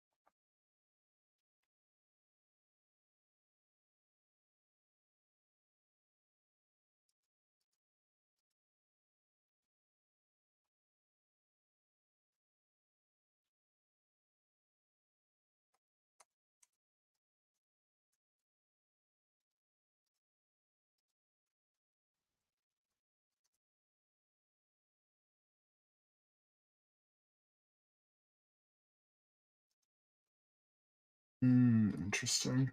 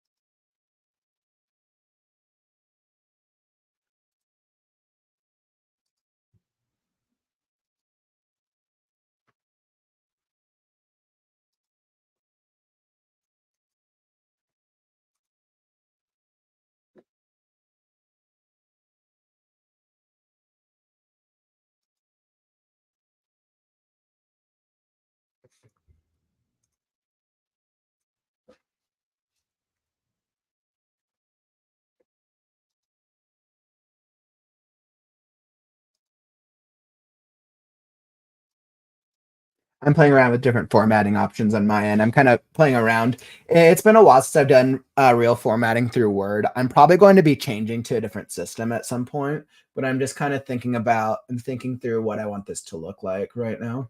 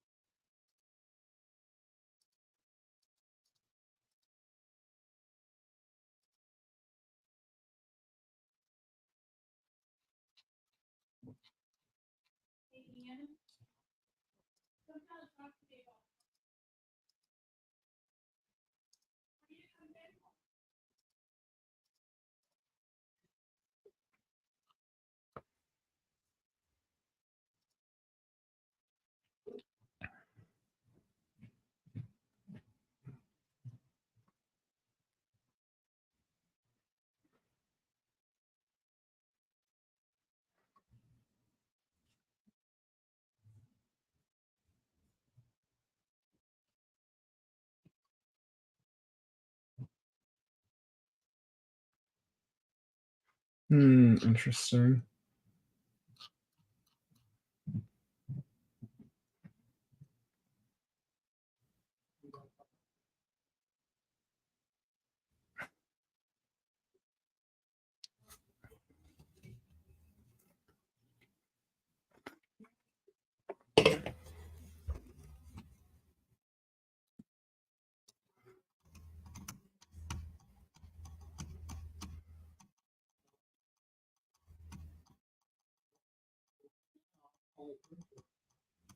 Okay. All right. I'm not going to worry about that right now. Instead of digging in, so what I'm going to do is I'm going to adjust the draft as I go. Instead, I want to, so I don't get tied myself up in the weeds. I want to focus on this 26, and I want to make sure. So obviously, this is chapter 1. Let's go that. 2. And make sure that it's all formatted. Yep. Okay. All right. So yeah, I was getting lost in the weeds there. I was playing around with some formatting options. I know I can figure it out, but I don't feel like figuring it all out right now in the live stream. And especially because I'm also going to be changing up a format soon. I'm not going to worry about it.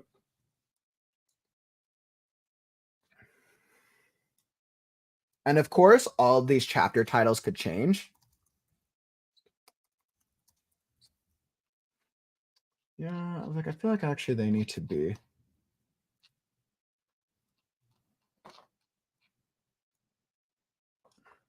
I'm gonna make them smaller.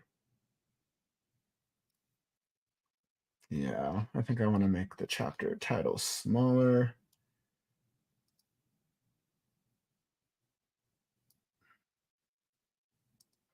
Okay, let's make them 22 for now.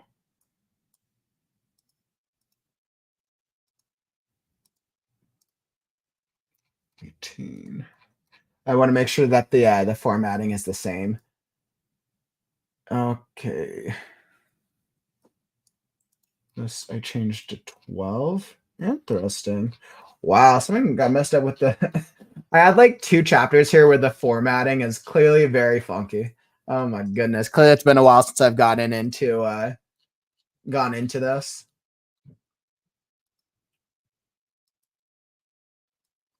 Okay. So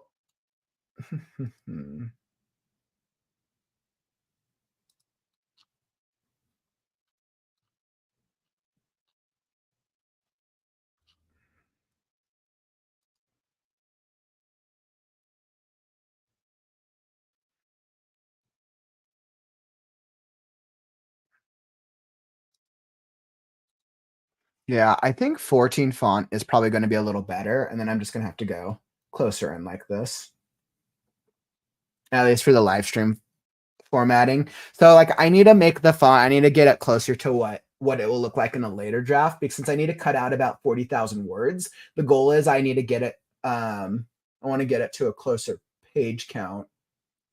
14. Do I like 14? Actually, let's mm, trying to decide if what font. It's usually 12-point font is what it's going to get to. But I think because I'm still editing, yeah, I'm gonna do 16 for now. I'm happy with 16. So I'm gonna do 16 with my main font.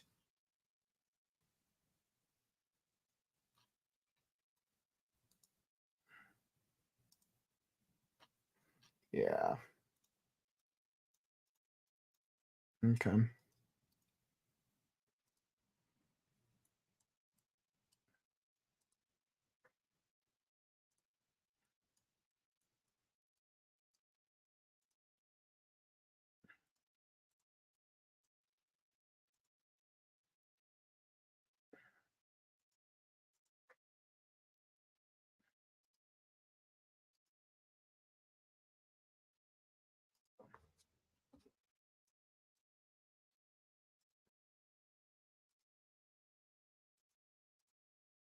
Beautiful. Okay. I like that formatting. Okay.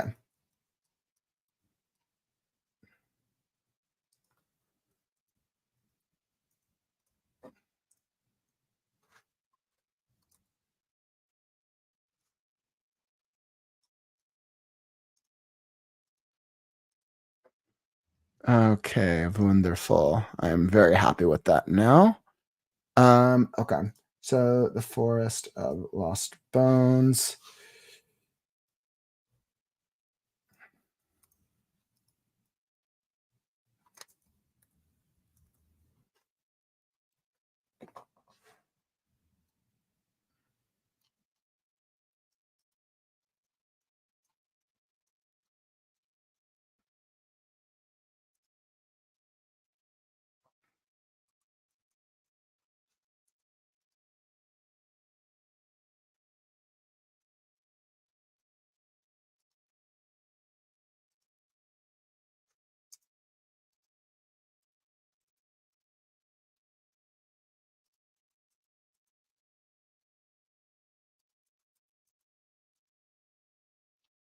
Okay, no clue why the formatting got kind of messed up in this part of the manuscript.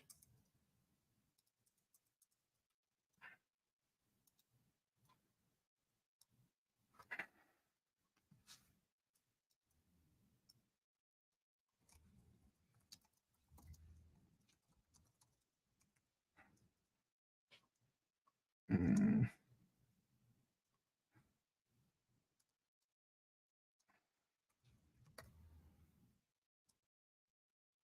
All right. So because you guys can see, literally, I'm clearly in the zone here. Keep talking, keep chatting. I actually love that. That Bethany, that's exactly what I said. I was like, I'm gonna put on some music. I was like, because clearly I'm in the zone over here and I'm not paying attention to the chat.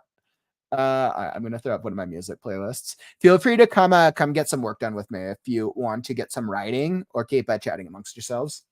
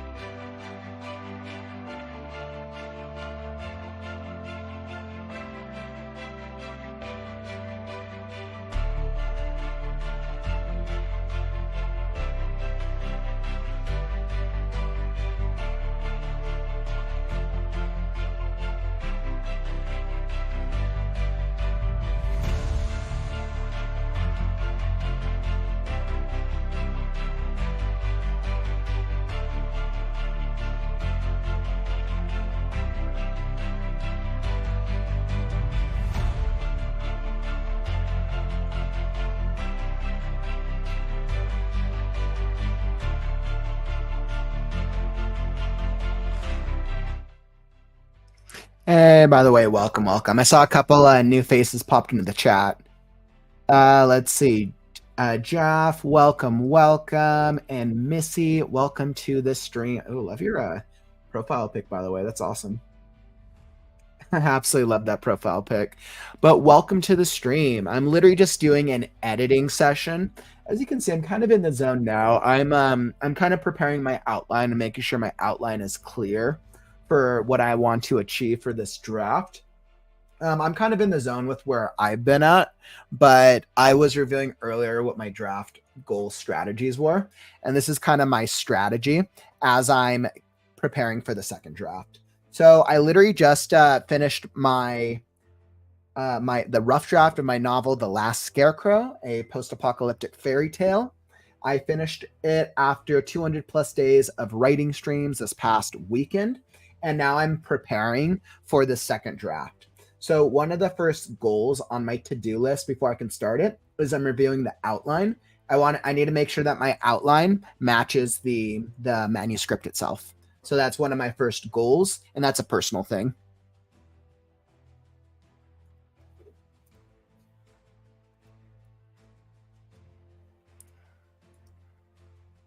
I thank you. My artist friend made it for me. Ooh, that's so cool. You should tell me who your artist friend is.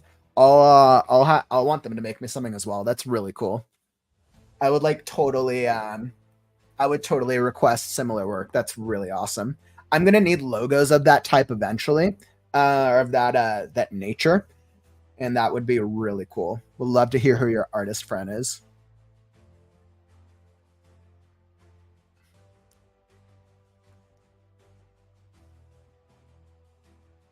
I don't think it's plagiarism to say that she took Advil, Bethany.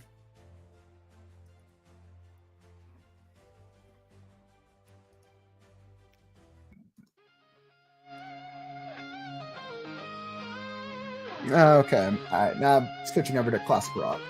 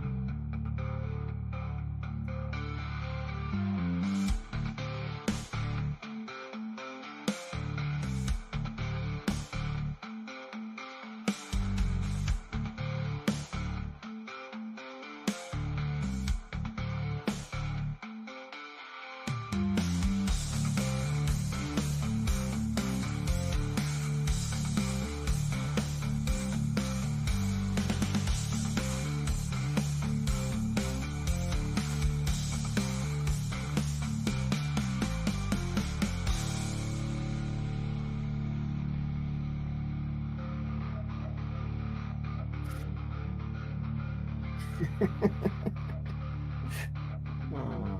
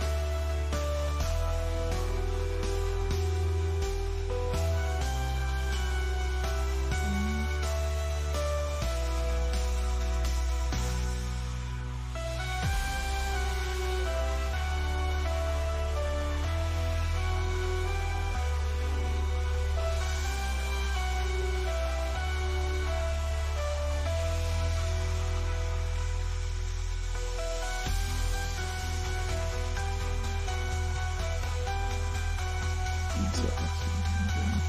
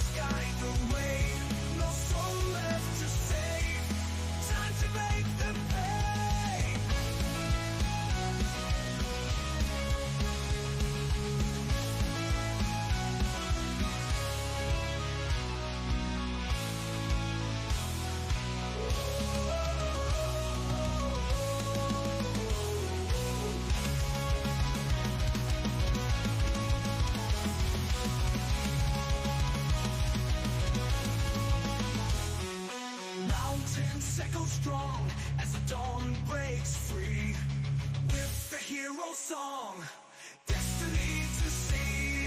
Stand and rise, face the dark, like the skies.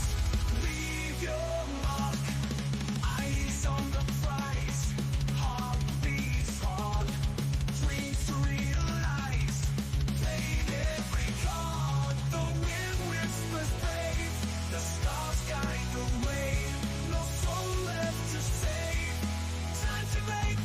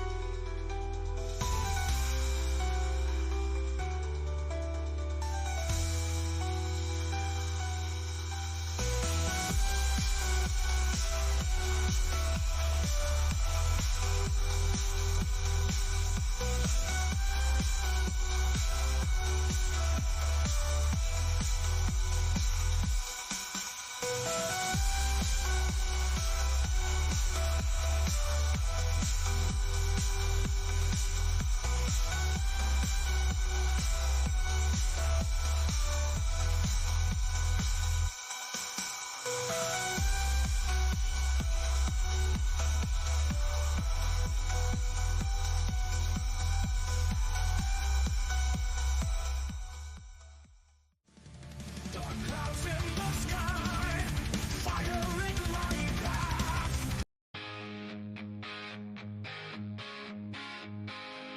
Heroes gather, rise and stand in the quiet of the land. Strength in numbers, hearts align, facing darkness one more time. Villains' laughter fills the air, shadows creeping everywhere. But we're ready, we won't break, every heart beats at stake. Fight together, side by side, through the storm and through the tide. Heroes rise, villains fall, hear the battle, heroes call.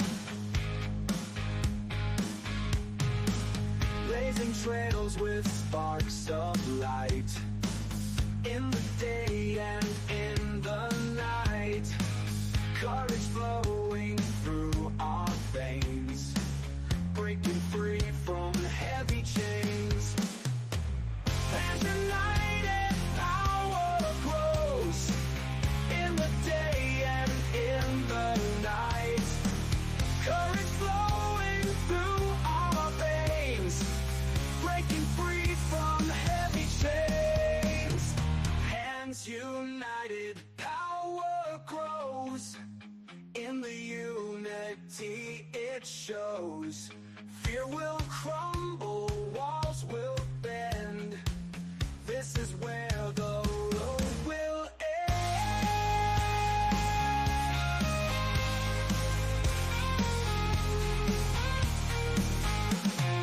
Fight together, side by side, through the storm and through the tide. Heroes rise, villains fall, hear the battle, heroes call.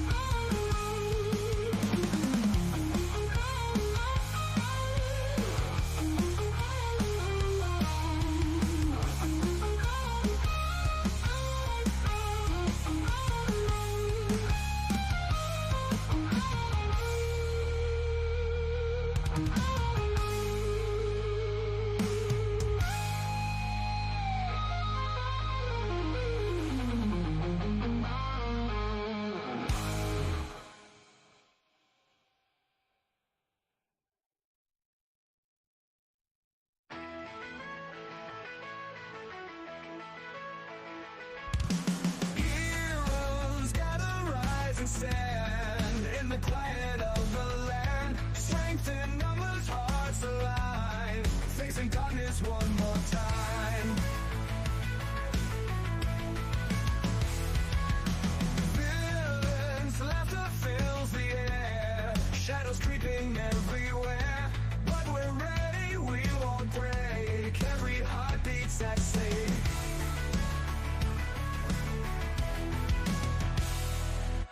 Fight together side by side, through the storm and through the tide. Heroes rise, villains fall. Hear the battle, heroes call.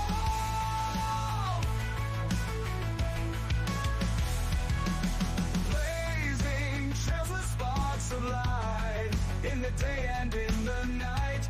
Courage flowing through our veins, breaking free from heavy chains. Hands united, power grows. In the unity it shows. Fear will crumble, walls will bend. This is where the road will end.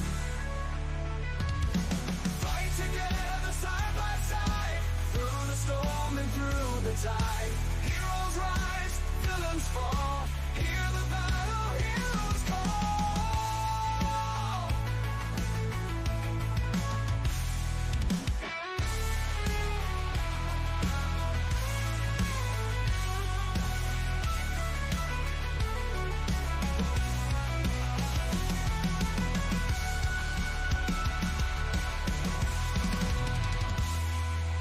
Blazing trails with sparks of light, through the storm and through the tide. Heroes rise, villains fall. Hear the battle, heroes call.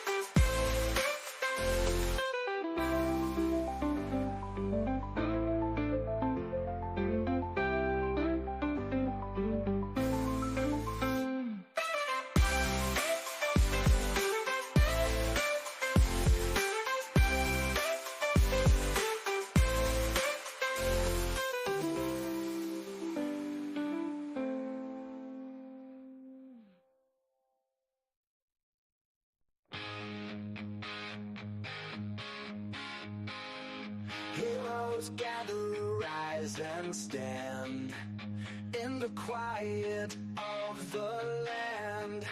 Strength in numbers, hearts align, facing darkness one more time. Villains' laughter fills the air, shadows creeping everywhere. But we're ready, we won't break. Every heart beats at stake. Fight together side by side, through the storm and through the tide. Heroes rise, villains fall.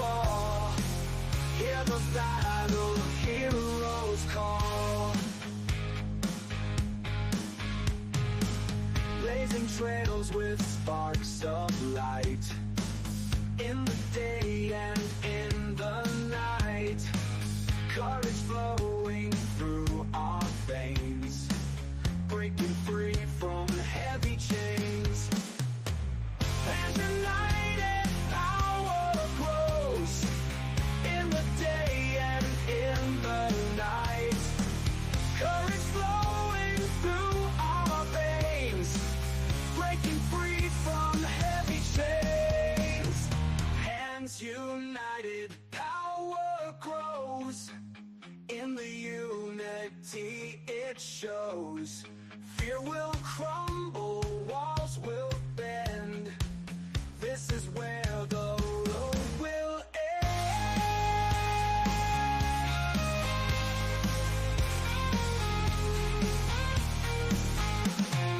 fight together, side by side, through the storm and through the tide.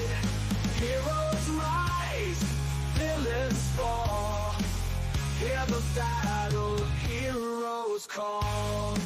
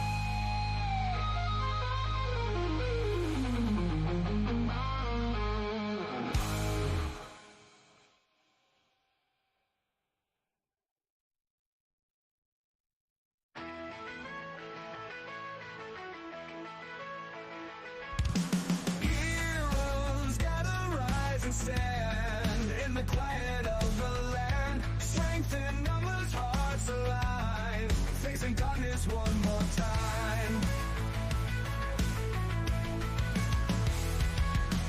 Villains, laughter fills the air, shadows creeping everywhere. But we're ready, we won't break. Every heart beats that same.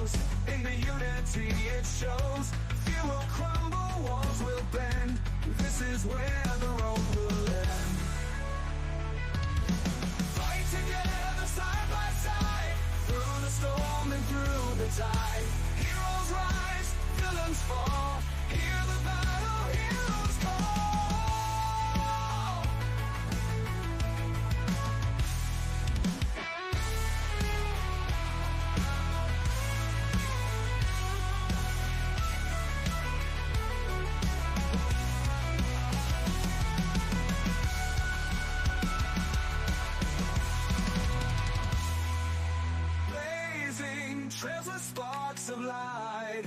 Through the storm and through the tide, heroes rise, villains fall. Hear the battle heroes call.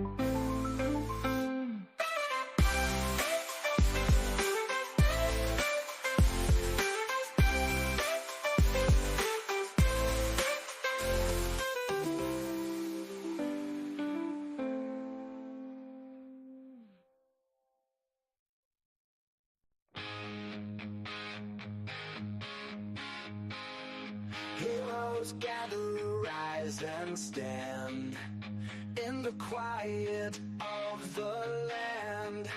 Strength in numbers, hearts align, facing darkness one more time. Villains' laughter fills the air, shadows creeping everywhere. But we're ready, we won't break. Every heart beats at stake. Fight together, side by side, through the storm and through the tide. Heroes rise, villains fall. Hear the battle heroes call. Blazing trails with sparks of light, in the day and in the night. Courage flowing through our veins, breaking free from heavy chains. As united power grows, in the day and in the night. Courage flowing through our veins, breaking free from heavy chains. Hands united, power grows. In the unity it shows. Fear will. Okay. That was a little journey, but I knew that was something that I needed to do.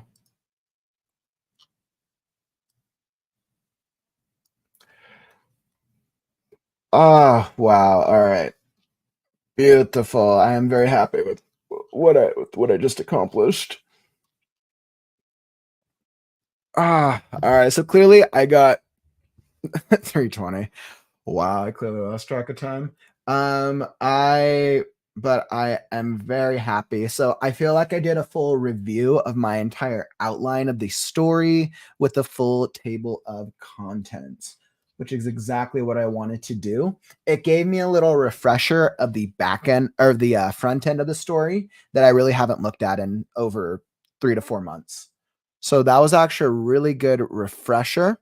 Now, as I pull up my to-do list, I'm relying on it more heavily, and I can put completed.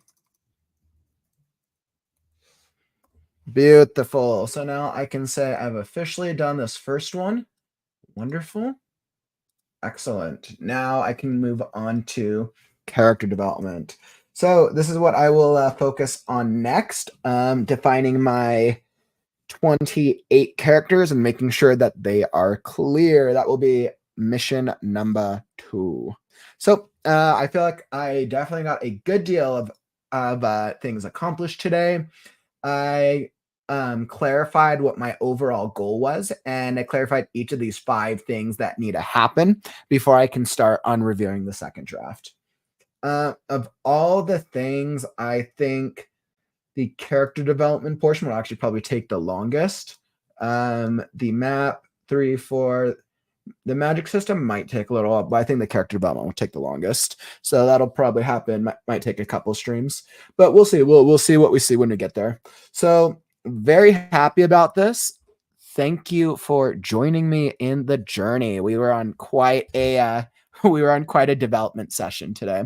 So I feel very happy about that. Now, the next couple streams, we have some very exciting streams lined up over the course of the rest of the weekend. Tomorrow, we will be doing a special discussion on writing and mental health. I've invited a couple writing brands, so we'll see how that shapes up. Tomorrow at 3 p.m. Pacific or 2 p.m. Pacific, 2, 3, 4, 5 p.m. Eastern time. So we'll chat tomorrow. Saturday is our blurb and critique show where we'll do a deep dive into book blurbs. And then Sunday is the podcast where I have invited an excellent duo to chat about writing podcasts. So we got quite the lineup for this weekend. Make sure you check back in, and it should be a lot of fun. Don't forget, if you enjoyed the stream, tap that like button on your way out. Let me know that you enjoyed it and help us show that the algorithm that writing streams are cool. And that, my friends, is all that I got for you today. Don't forget, words are wind, but stories are forever. I'm Kauffman, and I'll catch you on the morrow. Stay creative, writers.